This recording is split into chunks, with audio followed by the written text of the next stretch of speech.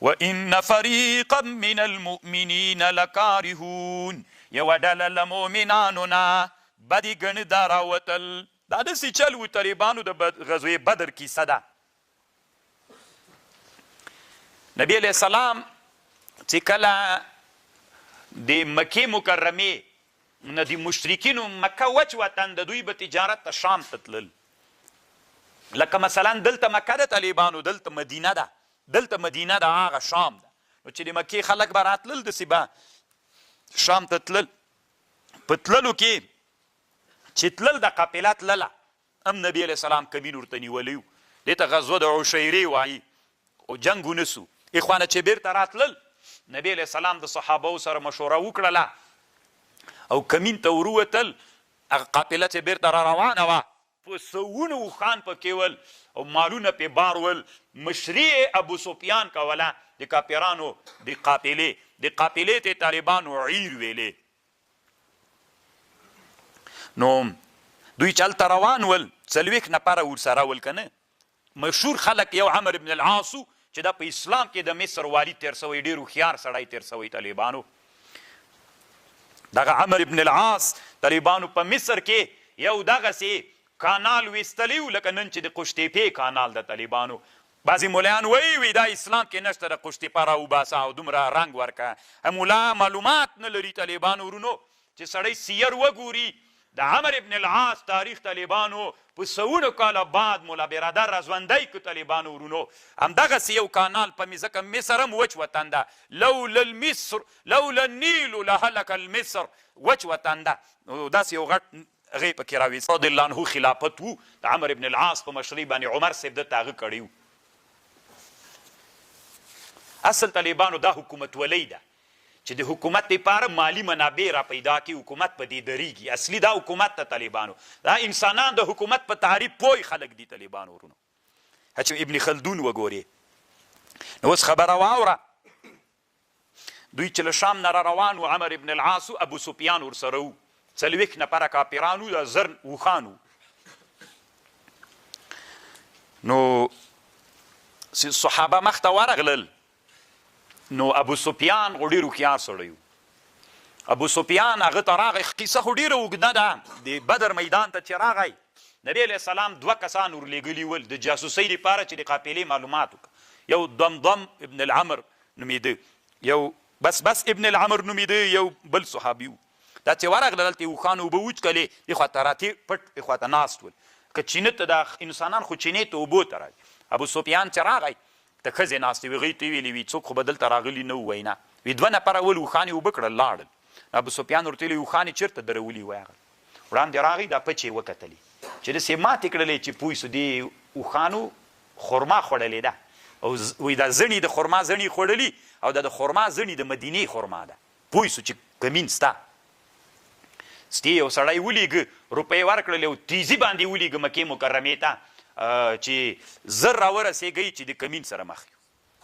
چې دی ورورسېد طالبانو ډېر په تیزي باندې ورغی. له اخوانه ابو جهل دا سړی چې ورننوته، نو هغه نارې وکړلې چې الی زر کوئ. خو ابو جهل یو هغه را تیار کړ، یو غاټ ابو جهل غږ وکړ النجا النجا، نارې وکړې، خلک یې راټول کړل. له دې نه مخکې طالبانو په مکې مکرمې کې یو ښځې خوب لیدلي و. دا د نبي علیه السلام عمه وله، لا ایمان نه و نصیب سوی، عاتقه نومېده. دې خوب لیدلي و. خوب کې ویني چې یو سړی مکې مکرمې ته راننوځي او دا خوړ د مکې مکرمې کې په زوره غږ وکړي الا انفروا یا آل غدر، راووځئ د غدر د غادرانو د غدر زمنو راوځئ. لمصارعکم فی 3، کوم چې کې چې وزل کېږئ هغه چې 3 ورځو کې راوځئ. دا غږ یې دلته په خوړ د مکې کې وکړه.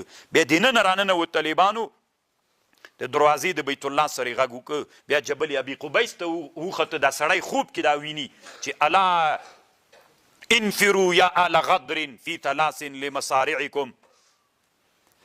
بالاخره طالبانو ورونو سهار چې او بیا صفات هغه ته چې وخته جبل ابي قبیس ته، دلته یوه کمر تیږه یې راواخېسته، کته یې راورغړوله. دا چې راورغړېده، کته چې راغړېدله دومره میده میده سوه چې هر کور د قریشي ته د دې یوه تیږه ننوتله. سهار چې راجیږه سوله، نو خپل ورور عباس رضی الله عنه ته یې ویلې چې داسې خوب مې لیدلی. نو هغې ورته ویلې هغه عباس صاحب خپل یو بل ملګری ولید ابن عتبه نومېده. عباس صاحب دې وخت کې لا ایمان نه و راوړی. نو ولید ابن عتبه ته ویلې. ولید ابن عتبه راجګ سو طالبانو ابو جهل ته ویلې. چې ابو جهل ته یې ویلې، ابو جهل هغه سره مخ سو عباس صاحب سره. وی مخکې خو مو سړی د نبوت دعوې کولې، اوس مو ښځې هم د نبوت دعوې کوي. عباس صاحب ته یې ویلې. یعنې ما زی غوښتل چې دا خوب نشر نسي که نه، ځکه په دې خوب باندې بیا خلک نه وځي، ډارېږي.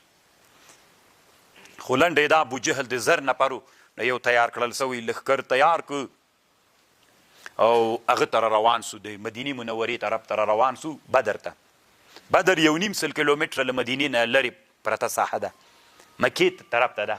نو چې کله دلته را روان سول، نبی صلی الله علیه وسلم صحابه را جمع کړل او نبی علیه السلام جبریل علیه السلام خبر راوړ. نبی علیه السلام ته ویلې چې الله عز وجل تاسې ته دوه کې یو دانه درکوي، یا عیر درکوي یا نفیر درکوي. یا عیر دي تاسې برخه ده یا نفیر. نفیر د ابو جهل زرکسیزه ډله او عیر چې وه قافله ول. صحابه و ډېر غوښتل چې هغه اسانه وه که نه، مالونه هم ډېر پکې ول. نبی علیه السلام صحابه را جمع کړل او مشوره یې ورسره وکړله. نو ابو بکر صدیق و عمر رضی الله عنه ټولو نه ډېرې ښې خبرې مقداد ابن العمر الکندي وکړې. هغه ورته ویلې د الله رسوله مونږ لکه بني اسرائیل داسې نه یو چې موسی علیه السلام ته ویلې اذهب انت وربک فقاتلا انا هاهنا قاعدون. مونږ داسې نه یو، مونږ در سره یو، چېرته چې ځې روان سه. دا مقداد ابن اسود الکندي دا د مهاجرینو صحابه نو، چونکې اسلام کې دا اولینی جنگ پیښېده. نو نبی علیه السلام چې مدینې ته راغلی و، د مدینې انصارو نبی علیه السلام سره یوه معاهده دا کړې وه که په مدینه جنګ در سره یو، باندې جنګ ته نه ځو در سره. نبی علیه السلام ویلې مشوره راکوي. مهاجرینو ټولو مشوره ورکړه. نبی علیه السلام مقصد دا و چې انصار څه وایي. نو انصارو کې سعد ابن المعاذ رضی الله عنه راپورته سو. هغه ورته ویلې د الله رسوله اصل کې تا مقصد ده چې د مونږ رایه غواړې، نو مونږ به خبره درته وکړو، مونږ تا سره بیعت کړی، ایمان مو راوړی.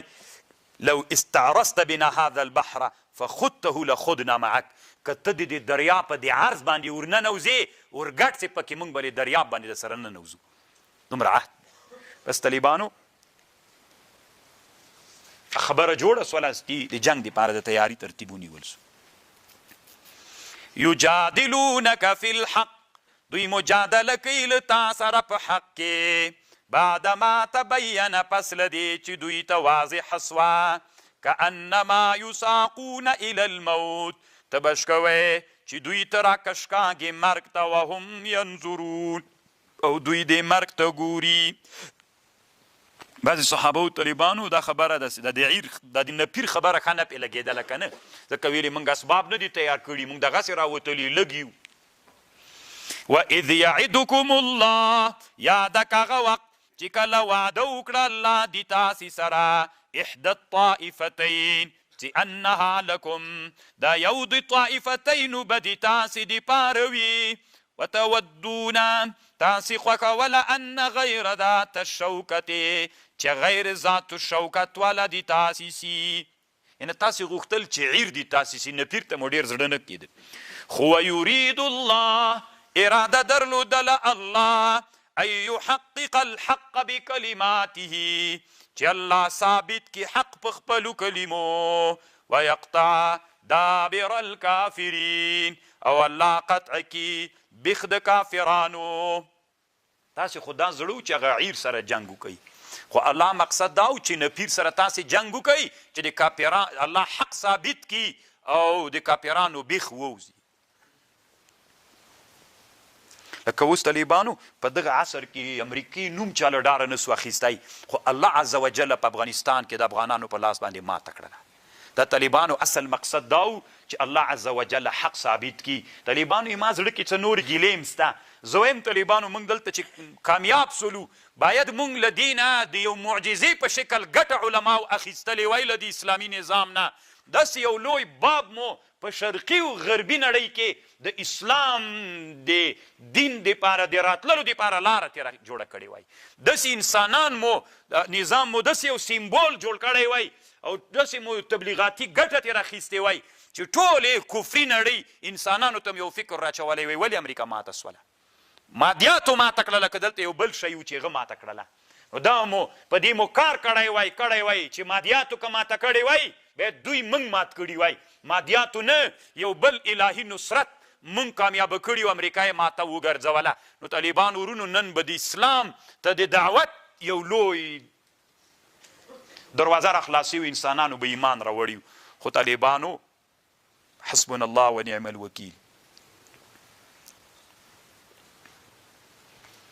اصل کې مقصد څه و الله وایي چې دوی مې درته مات کړل چې الله حق ثابت کی ويقطع دابر الكافرین ليحق الحق چې الله ثابت کی حق ويبطل الباطل ولو كره المجرمون استستغيثون ربكم یادک هغه وقت چې تاسې کله کومک غوښتل ربنا فاستجاب لكم بیا الله اجابت وکړ د تاسې تاسې درته ویلې انی ممدکم بألف زه نصرت کوم د تاسې په زر ملایکو باندې مردفینا چې د ملایکه وي به یوه ملکه شاته بلې پسې وي طالبانو ورونو الله عز وجل مو بدر ته بوزه او له ما سره طالبانو ورونو د بدر میدان چې ده مخکې دلته جومات نه وړکای غوندې جومات اوس خو ډېر ښه جومات جوړ کړ هغه ما لیدلی نو طالبانو ورونو هغه چې په دې ته مسجد العریش وایي نبي صلی الله علیه وسلم څپره ورته وهلې واله قطه د بدر میدان ده نبی علیه السلام راجیګ سوی د شپې الله نه نصرت غوښت دعا یې کوله داسې وایي ای الله پاکه دغه وړه ډله چې 314 نفره دي که دا شکست خوري او شهیدان سي نو په دنیا کې به داسې څوک پاتې نه سي چې ربه د تا عبادت وکړي الله ته دوی ته نصرت ورکړه نبی علیه السلام دعا کوله ابوبکر صدیق رضی الله عنه راغی نبی علیه السلام یې داسې له اوږو نه ونیو ویې د الله نبي بس ته زتي همدومره دعا او دومره خیرات کافرانو ته بس ده نو دلته روح المانی وایي استستغیثون ربکم اصل کې نبی علیه السلام ته مراده ده استغاثه او کومک رسول الله غوښته وی الله دعا قبول کړه وی الله ورته ویلې چې زر ملایکې به درته راولېږم بس او ملایکې به یو بل پسې پرله پسې رواني اوس هم طالبانو د بدر په میدان کې یو غر د نږدې د میدان ته جبل الملایکه ورته وایي چې له هغه طرف نه ملایکې نصرت ته راغلي وما جعل الله الا بشرا ونګرځولې الله د ملایکې مګر زیری و ولتطمئن به قلوبکم وما النصر الا من عند الله ان الله عزیز حکیم اذ یغشیکم النعاس کله چې پټ کړئ تاسې خوب امنتا من دا خوب امنو لطرف د الله په تاسې وینزل علیکم من السماء ماء الله نازل کړي په تاسې باندې اوبه له اسمان لیطهرکم به چې پاکي الله تاسې ورباندې ویذهب عنکم رجز الشیطان او چې بوزي له تاسې نه په دې باندې وسوسې د شیطان ولیربط علی قلوبکم او لپاره د دې چې محکم والی راولي په زړونو تاسې ویثبت به الاقدام او ثابت کی په دې باندې قدمونه دي تاسې د دې بدر په میدان کې د کافرانو ښه ځای ونیو مسلمانان چې نه باندې دوی واړول مسلمانانو ته داسې ځای ورسېده چې ریګ د طالبانو بدر کې داسې خطرناکه ریګ ده یعنې ډېر تکړه سړی به دومره منډه پکې وکړي که نه لکه دې جنه تر هغه دیواله پورې بیخي نادر ریګ ده چې ما په خپل ژوند کې ریګونه ډېر لیدلي طالبانو خو داسې ریګ بیا نشته ده بیخي نادر ریګ ده پکې ورغړه سپین کالي دي مې نه خیرنېږي بیخي نادر ورغښتلي مې یو پکې طالبانو سمه داسې منظره مو کړي پکې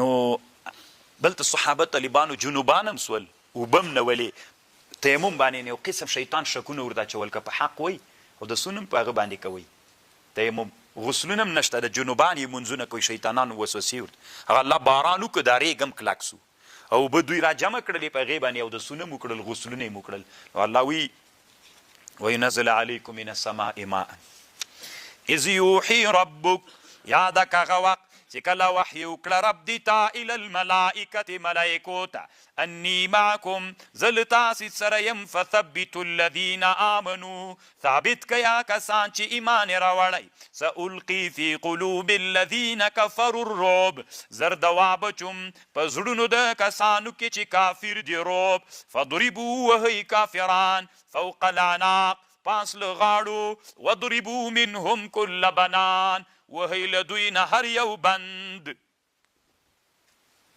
طالبانو الله ورته ویلي ملایکو ته فثبتوا الذین آمنوا د صحابه نه ول یو خو جنګ نه ولیدلی اول وار جنګ او اکثره بل داسې و چې هغوی ډېر ول دوی لږ ول بل دوی جنګ ته خو نه و تیار سوي دوی خو اصل کې له مکې نه ډېر راوتلي یو نیم سل کیلومتره خو ډېره مسافه ده نو دومره اسباب د جنګ نه ولو سره زړونو کې داسې لږه غو چې څنګه بسي بیا طالبانو ورونو الله عز وجل ملایکې راولېږلي د انسانانو په شکل به دي مسلمانانو منځ کې ګرځېدي دوی پېژندلي نه د سړیو په شکل وي الله به داسې په جذبه به یې وغږېدي چې موږ ته به الله نصرت راکوي او موږ به داسې وکړو او به هغه به مسلمانانو روحیه به یې راپورته کړله هغه فثبتوا الذین آمنوا هغه دغه ټکی و ذلک دا وهل دی دوی بانهم شاقوا الله دوی مخالفت کړي ول الله او رسول سره ومن يشاقق الله ورسوله فإن الله شديد العقاب ذالکم دغه حکم دی دوی چې الله ملائکو ته کړیو چې مسلمانان ثابت کا کافرانو ته عذاب ورکوي په غاړو په بندونو یې ووهي نو فذوقوا وڅکئ وان للکافرین عذاب النار